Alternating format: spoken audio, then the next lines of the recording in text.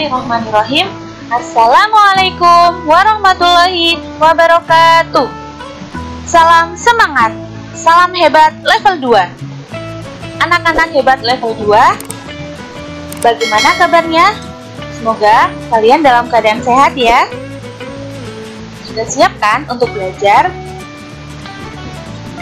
Pada hari ini, Ustazah akan menjelaskan tentang tematik 1, subtema 4, pembelajaran 6.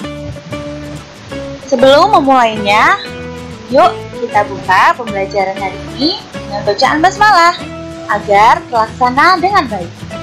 Bismillahirrahmanirrahim.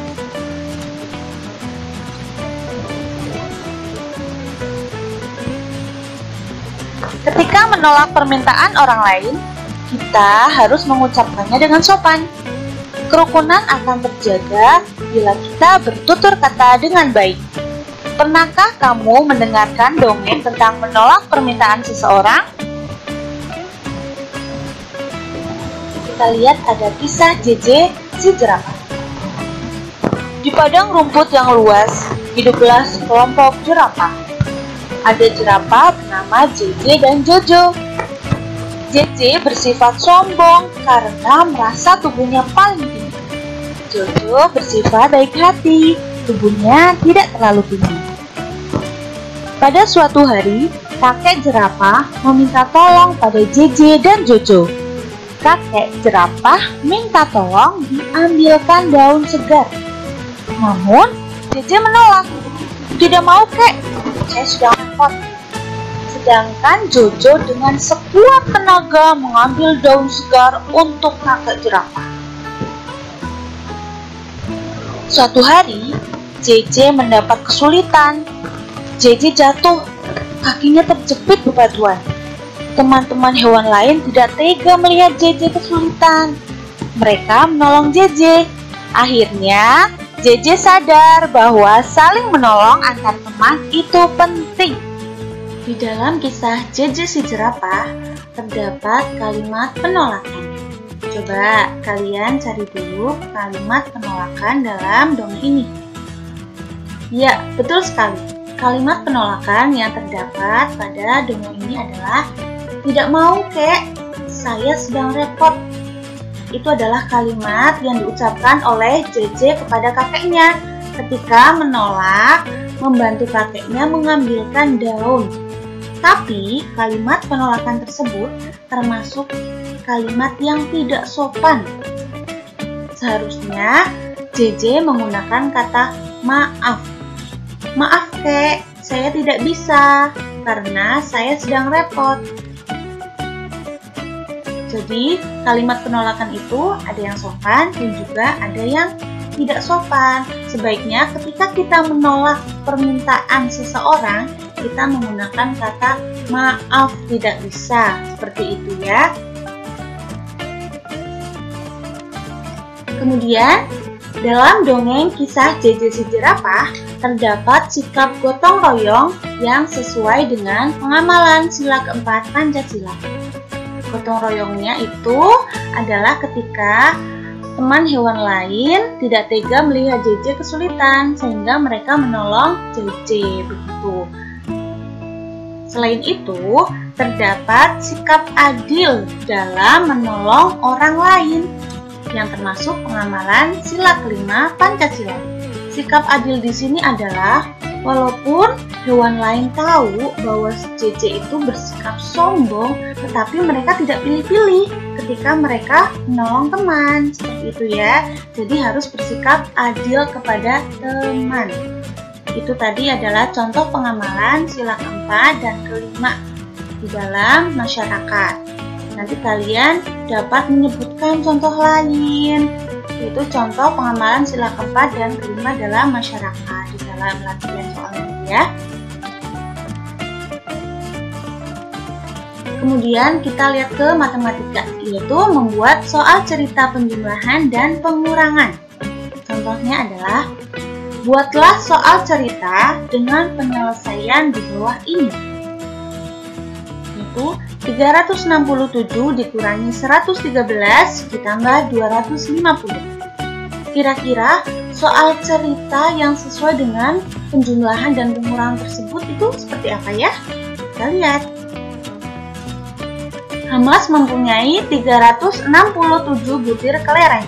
Kemudian sebanyak 113 kelereng diberikan kepada sepupunya.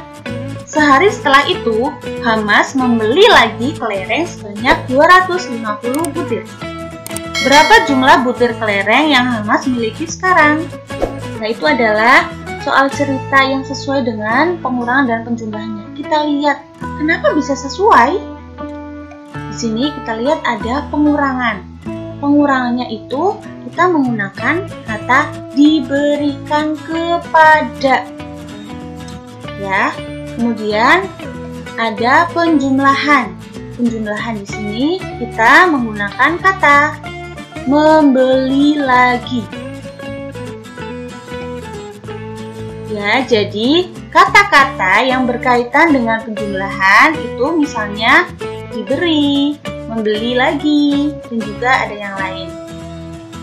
Kemudian, kata-kata yang berkaitan dengan pengurangan, misalnya diberikan kepada, sisa, selisih, terjual, atau dijual.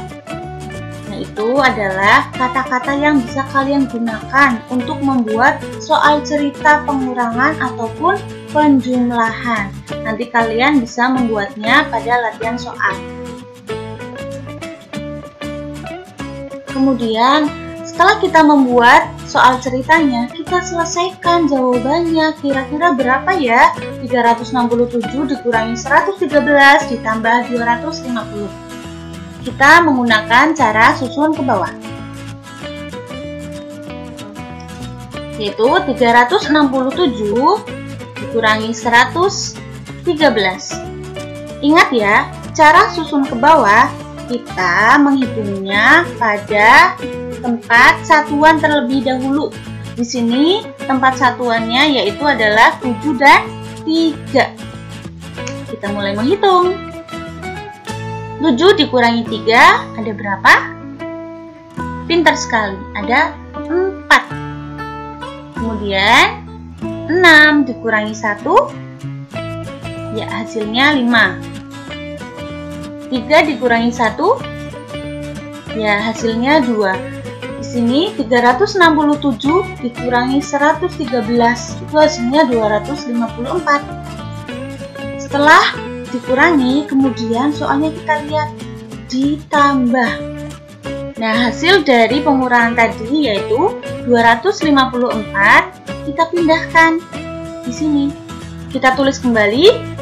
Kemudian bawahnya kita tulis 250. Jadi 254 ditambah 250. Kita mulai hitung. 4 ditambah 0. Hasilnya 4. Pintar. Kemudian 5 ditambah 5.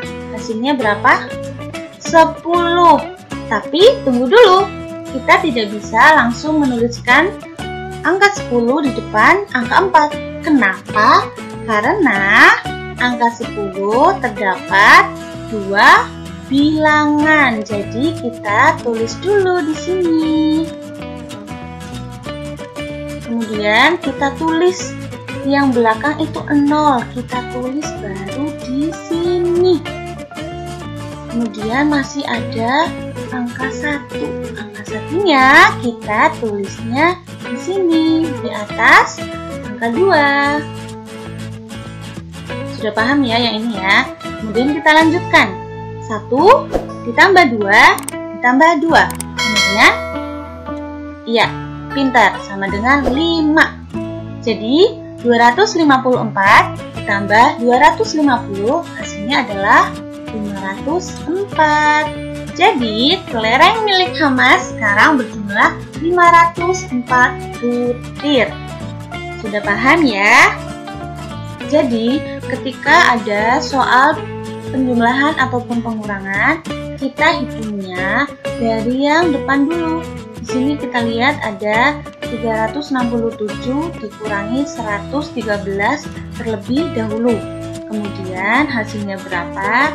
Baru ditambah 250. Sudah paham ya? Nanti kalian dapat mencobanya di latihan soal pada buku rangkuman. Sekian dari Ustadzah. Terima kasih. Semoga bermanfaat. Tetap semangat. Assalamualaikum warahmatullahi wabarakatuh.